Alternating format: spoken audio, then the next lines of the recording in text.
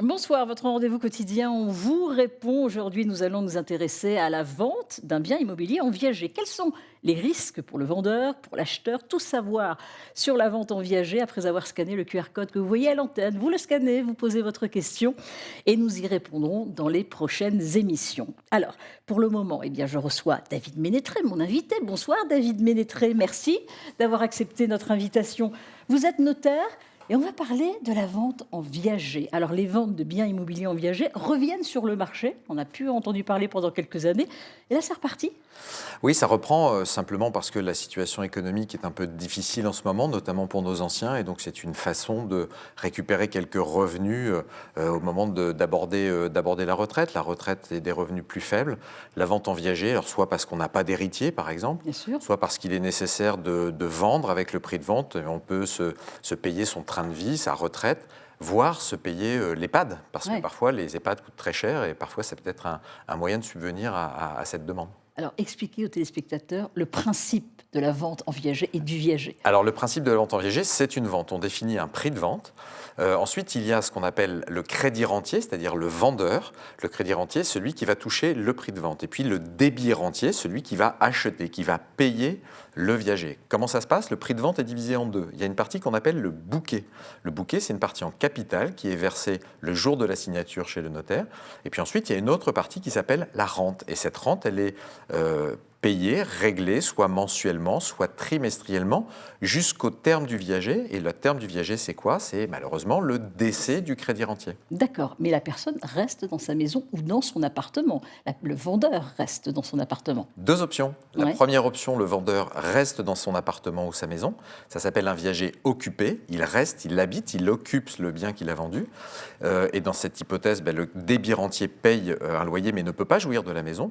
Soit le crédit rentier part de la maison, par exemple lorsqu'il va en EHPAD, en maison de Ouais. retraite.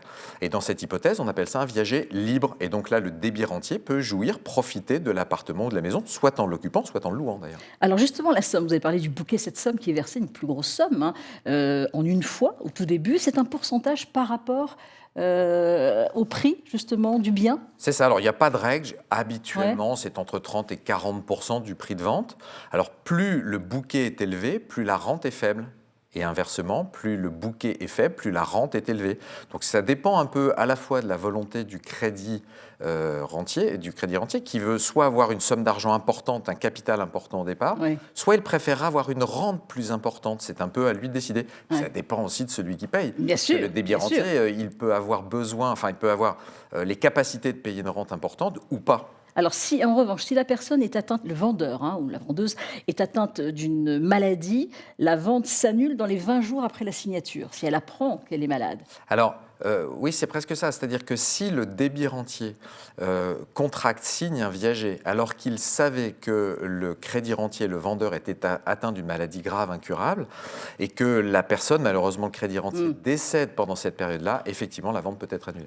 Alors on a une question d'un téléspectateur, il s'agit de Nicolas qui habite Épernay dans la Marne et qui demande, il existe une vente en viager à durée fixe, pourquoi? Oui, on se demande pourquoi. Merci Nicolas, hein, pour votre question. Alors merci, c'est pas tout à fait une vente en viager à durée fixe. En fait, là, c'est plutôt ce qu'on appelle un démembrement de propriété. Le crédit rentier va vendre la nue propriété et va conserver ce qu'on appelle un usufruit. Un usufruit, c'est le droit d'user du bien ou d'en toucher les fruits pendant une période déterminée. On appelle ça un usufruit temporaire. Donc il vend le bien, mais il va décider de conserver l'usufruit pendant une période déterminée. 15 ans par exemple, 20 ans, 25 ans. D'accord. Et l'usufruit va s'éteindre non pas au décès, mais s'éteindra au terme de l'usufruit. Au bout de 10 ans, au bout de 15 ans ou au bout Exactement. de 20 ans.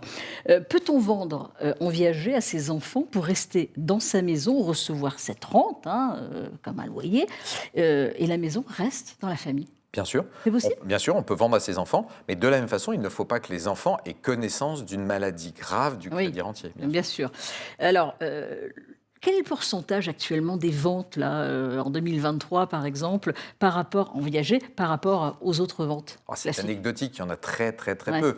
Le fait est qu'on voit à nouveau dans nos études des ventes en viager. Pour les raisons qu'on a évoquées tout à l'heure, Ouais. difficultés économiques, des retraites qui sont faibles, une inflation importante, des difficultés à payer sa fin de vie, sa retraite. Des demandes vraiment maintenant un peu plus importantes qu'avant. Exactement. Même si ça reste minimal par rapport Oui, c'est minime, justement. mais il y en a plus qu'avant, Ouais. effectivement. Quel est vraiment le profit des acheteurs, le profil des acheteurs? Il y a toutes les générations qui s'intéressent justement à cet achat en viager?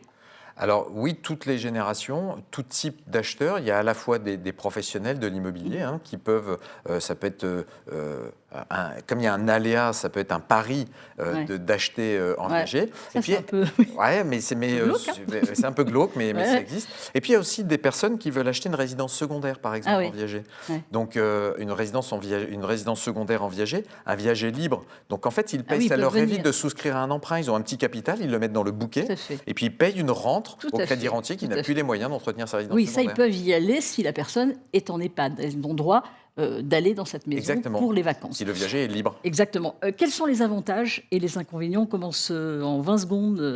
Les inconvénients.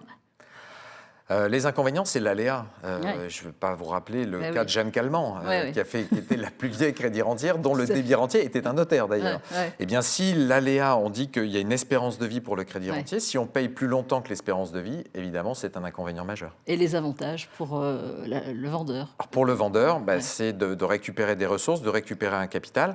C'est un avantage aussi pour l'acquéreur parce que ça peut lui éviter de souscrire un emprunt bancaire. Ah oui, c'est vrai. Il met un petit capital dans le bouquet, puis ensuite il Et paye sa après, il rente paye. régulièrement. Voilà. Exactement. Merci David Ménétré Avec d'avoir plaisir. accepté notre invitation. Je rappelle évidemment que vous êtes notaire. Vous aussi, si vous voulez poser des questions à un spécialiste, un expert, eh bien vous scannez le QR code que vous voyez à l'antenne, vous posez votre question, nous y répondrons dans les prochaines émissions. Merci chaque jour pour votre fidélité. N'oubliez pas de vous poser des questions régulièrement sur des thèmes qui vous concernent.